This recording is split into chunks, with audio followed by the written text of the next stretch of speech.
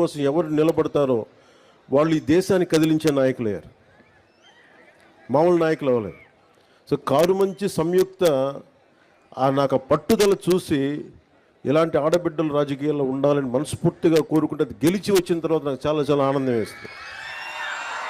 ఎక్కడ కూడా నేను రాజకీయాలకి అతీతంగా రాష్ట్రాభివృద్ధి కోసం, దేశాభివృద్ధి కోసం సంపూర్ణంగా ఆలోచించేవాడిని. 32 సంవత్సరాలుగా స్వాతంత్ర దినోత్సవ వేడుకలకు కానీ, గణతంత్ర దినోత్సవ వేడుకలకు కానీ 100 రూపాయలు, 200 రూపాయలు ఇచ్చేవాళ్ళు మైనర్ మేజర్ పంచాయతీలకి.